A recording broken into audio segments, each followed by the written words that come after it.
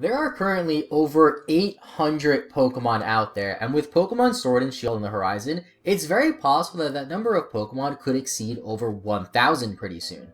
One of the unfortunate things about having so many Pokemon in the franchise is not all of them can have their chance to shine in any sector of Pokemon. In this video, we'll be discussing some unpopular Pokemon that deserve more love, mostly based on the comments from my previous two videos about this very same topic. If you guys want to check out those other two videos by chance, I'll leave them linked in the description. And of course, make sure you guys click that like button, as it really does help the channel a ton, and subscribe with notifications turned on so you don't miss any future uploads on this channel. The first Pokemon I want to talk about is the Pokemon that I saw the most comments for on the last video, and that is Armaldo. Armaldo is a part of the Generation 3 fossil duo, with its counterpart being Cradily. Cradily isn't a terribly popular Pokemon either, but out of the two, it seems like it is the more loved Pokemon compared to Armaldo, and Cradily is a Pokemon that I've personally used multiple times, unlike Armaldo, which I don't think I've ever used. It hasn't been featured in the anime since the Sinnoh arc nearly 10 years ago,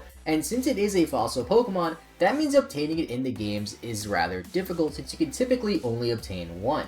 It can only be obtained by resurrecting the Claw fossil into Anorith, its pre-evolution, and then evolving that Anorith into an Armaldo. And the unfortunate thing about fossils is if you're anything like me when you play through Pokemon games, you tend to forget when you find fossils a lot of the times. A lot of the times you would obtain a fossil and not have the ability to resurrect it until much later in the game, and by the time you get to that point you might forget about it, or when you actually end up resurrecting the fossil, it's a bit too low of a level to even be used on your team. The Armaldo line does have one fun unique fact, however, according to Bulbapedia, and that is they are the only Pokemon with the ability Swift Swim that are also weak to water. Now this next Pokemon has been heavily criticized for its design, especially amongst non-Pokemon fans or older Pokemon fans that aren't fans anymore, and that is Vanilluxe. Now admittedly, it is a bit weird to have a Pokemon based off of an ice cream cone, as up to its introduction in Generation 5, most Pokemon are based off of some sort of animal, some sort of plant, or some sort of machine. Vanilluxe is none of those, of course, and was one of the first Pokemon that spawned the debate if the newer Pokemon designs were lazy or not. Personally, ever since I saw Vanilluxe for the very first time in black and white, I really liked it. Having a Pokemon based off ice cream is ridiculous and something that I didn't expect at all, and I think that really adds to its charm. Since then, we've gotten more food-based Pokemon such as Slurpuff and most recently Alcremie in Sword and Shield, which we might not have ever gotten if it wasn't for Vanilluxe. It even got a buff in Generation 7, gaining the ability Snow Warning to summon Hail on Switch-In, which is a very welcome addition for this Pokemon as it benefits from the Hail. Sadly, despite all of this, Vanilluxe is still a pretty unpopular Pokemon that you don't see too many people listing as one of their favorites.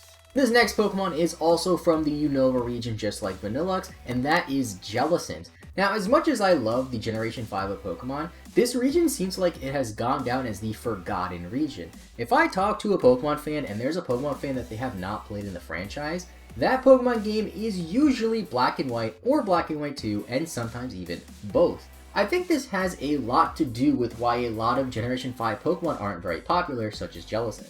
Now, Jellicent does have the characteristic of having very noticeable differences between its male and female forms, which is something you only see on a handful of select Pokemon.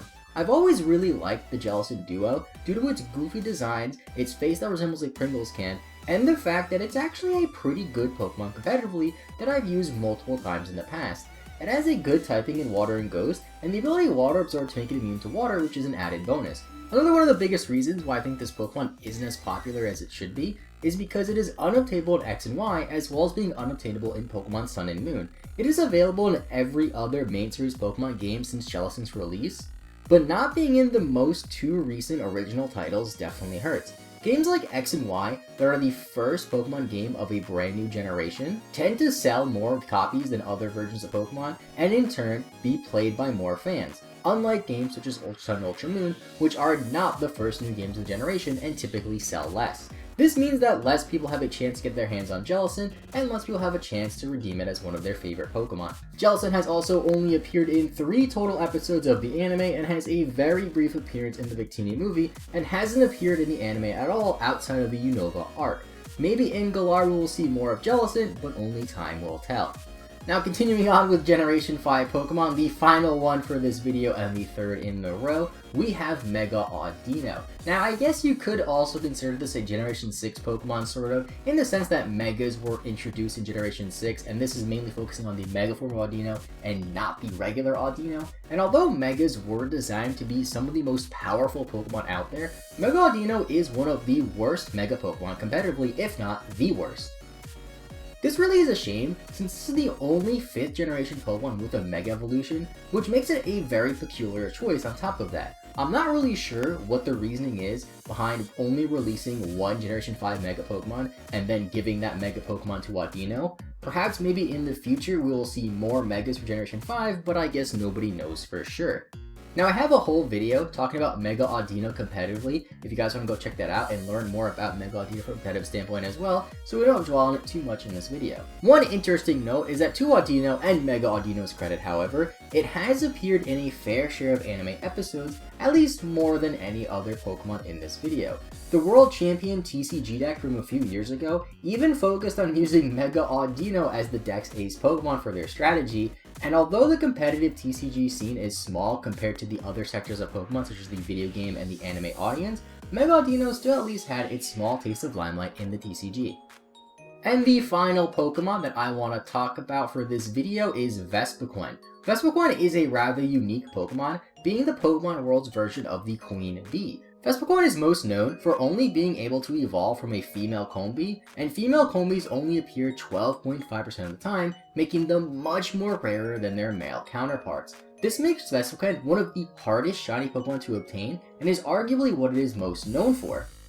Despite all of this, Vespiquen isn't a very popular Pokemon, and its pre-evolution, Combi, hasn't been catchable in a main series Pokemon game since X and Y even. I find this a bit odd, since Combi is available in Generation 4 Pokemon games through the Honey Trees in various different locations, and seeing as bees exist pretty much everywhere in the real world, you would think that Combi would be more widely available in the Pokemon world as well. It's even stranger when you consider the fact that Honey is obtainable in every single Pokemon region ever since Combi's release, and since Combi and Vespiquen aren't in these games, it makes you wonder where did this honey even come from. And those are just 6 more unpopular Pokemon that deserve more love that I wanted to talk about. Let me know in the comment section down below which Pokemon you think deserve more love as well, and if any Pokemon in this video happens to be one of your favorites. Seeing as this is my 3rd video on the topic and we've covered nearly 20 Pokemon so far, there really aren't too many other unpopular Pokemon I can think of that would even fit in another video. Either way, make sure you guys leave a like, as it really does help the channel a ton, and subscribe with notifications turned on so you don't miss any future uploads. Thank you guys so much for watching, have a great rest of your day, I will see you all next time, and bye bye.